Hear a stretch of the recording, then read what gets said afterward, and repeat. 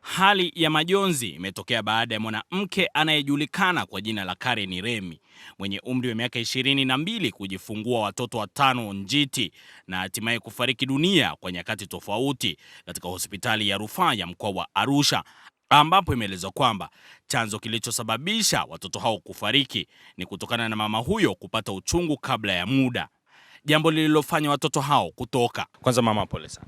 Asante. Nilikuwa tu nyumbani, ilipofika saa moja ndo nikaanza kusikia uchungu. Sikujua kama ni uchungu kwa sababu nakuaga naumwa tu kidogo, lakini inakuwa inakaa sawa. Sasa shangaa ikachanganya, ndo nikamuita mume wangu kwa sababu ndio hospitali nilikuwa natibiwa. Kwa hiyo kaambiwa tuje huku moja kwa moja, tusipitie sehemu nyingine. Ilifika kama saa 3 hivi ndo nikajifungua. Wameshindwa kushika sababu ni wametoka hai kweli. Mmoja ndo alitoka ameshakufa, au 4 walikopo wazima. Walikuwa na hema vizuri, lakini madaktari walishasema tu hawataweza kuishi. Nilivolala hospitali, kesho yake asubuhi nikakuta mmoja ndo amefariki. Ilipofika saa 9 2 pia wakafariki. Nikabakiwa na mmoja ndo leo asubuhi nimeenda nikakuta naye pia amefariki. Wakati ulipokuwa na ujauzito wa miezi 6, kulikuwa kuna changamoto yeyote? Nilikuja wiki iliyopita Jumatatu. Waliona kabisa bado niko vizuri. Wakaniambia tena, wakanipa kabisa wiki 2 kwa sababu mimi nahudhuria kila wiki hospitali na kuja kuonana na daktari specialist wa kina mama kabisa. Kwa hiyo wakaniambia sasa hivi unaendelea vizuri, ukae wiki 2. Alafu hiyo wiki inayofuata Jumatatu ambayo ni tarehe 3 ndo nije ambayo nipigwe sindano za mapafu ya watoto. Ndo haijafika, ndo ikatokea tu hivi. Kwa kweli imenihuzunisha sana kwa sababu nilikuwa vizuri, nilikuwa sina dalili yote ya kwamba nitapata hiyo changamoto. Yaani nilikuwa vizuri. Mpaka ile jioni nilikuwa tu sawa, nimekuja tu ni kitu cha ghafla, na nilikuwa nimejiandaa vizuri kuwapokea watoto wangu wakiwa wazima. Sababu madaktari walikuwa wako karibu na mimi sana na walikuwa wananitia moyo. Nimeniumiza kwa kiasi kikubwa sana, nimeumia sana. Bibi na babu wote wamekutana ni pacha, na mama mdogo pia naye ni pacha. Kwa hiyo ndio hivyo tu. Walikuwa wawili. Baba wa watoto hao ambao wamefariki dunia ameeleza kwamba mke wake alikuwa akihudhuria clinic mara kwa mara na hakuwahi kuwa na changamoto yeyote. Mimi naitwa Robert Frank, ni baba wa watoto 5 ambao wamepoteza maisha. Kwanza kabisa niwashukuru hospitali, nimshukuru Mwenyezi Mungu, nishukuru uongozi mzima wa hospitali ya Mount Meru kwa sababu walitupa kipaumbele, tulikuwa tunaenda nao sawa. Kliniki ilikuwa kila Jumatatu tulikuwa tuna utaratibu wa kuonana na daktari ambaye alikuwa anamshughulikia.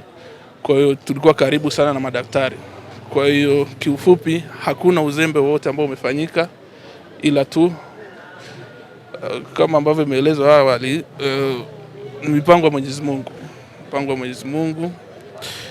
Hivyo tu. Nafikiria tuna namna. Pole sana. Katika kipindi chote tulikuwa vizuri tu, tunaonana na daktari kwa muda ambao ulikuwa tumepangiwa kila Jumatatu, na tuliambiwa kwamba kama kitatokea chochote, labda akijisikia labda maumivu nini, tumlete hospitali. Maana kila kitu kilipitishwa kwamba huyu atapata matibabu yake yalikuwa ni free. Kwa hiyo nakumbuka ilikuwa juzi Jumamosi alikuwa nyumbani anasuka. Kwa hiyo alinipigia simu akaniambia, bwana, najisikia vibaya leo, sio kama kawaida. Kuna siku anaweza kujisikia labda kichomi kidogo alafu akatulia, hali ikakaa sawa. Lakini siku hiyo aliniambia, bwana, najisikia vibaya sana. Kwa hiyo ilibidi nichukue hatua ya kuwahi nyumbani na kumleta hospitali. Lakini tulipofika hospitali wakasema kulikuwa kuna uchungu wa kujifungua. So ilibidi nishangae, uchungu wa kujifungua wakati ilikuwa muda bado. Kwa hiyo ndo pale madaktari wakashauriana, wakaona namna ya kuwanusuru, aidha umnusuru mama na mtoto au namna kumnusuru mama ni kuwatoa watoto ili mama endelee kubaki salama. Ni uzao wake wa kwanza?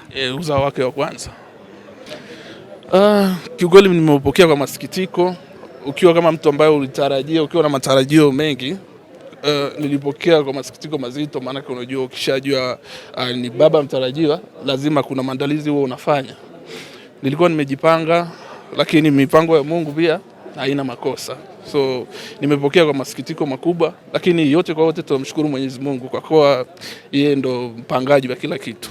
Muuguzi mfawidhi wa hospitali ya Mount Meru akizungumzia kuhusiana na tukio hilo, ameeleza kwamba chanzo ni kutokana na mwanamke huyo kupata uchungu kabla ya kufikia wakati wa kujifungua. Mimi ni Simforosa, ni muuguzi mfawidhi wa hospitali ya mkoa wa Arusha Mount Meru.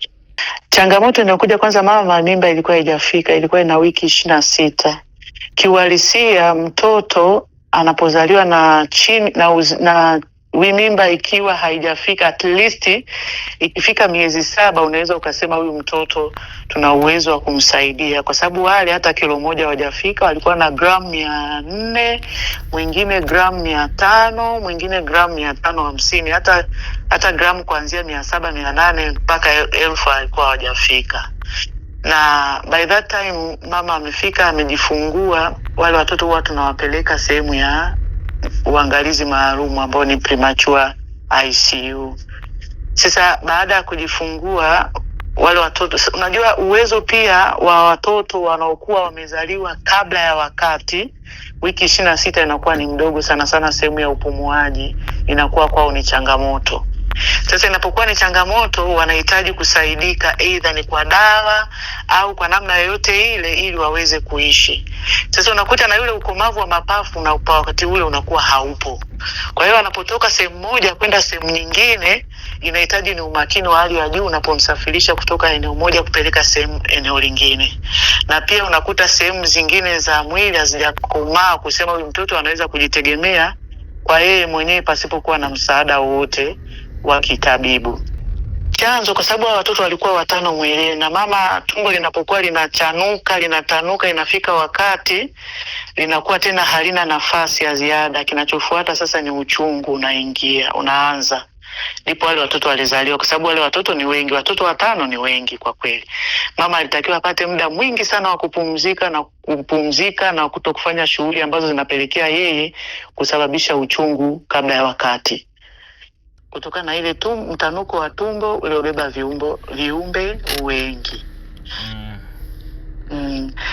Na ukiangalia wale watoto walikuwa yani ni gramu, yani hawajafika kwa wakati. Kwa hiyo wanapokuwa kule tumboni wanakuwa wengi, na tumbo linapokuwa linatanuka linafika wakati, ndipo hapo na uchungu nao unaanza.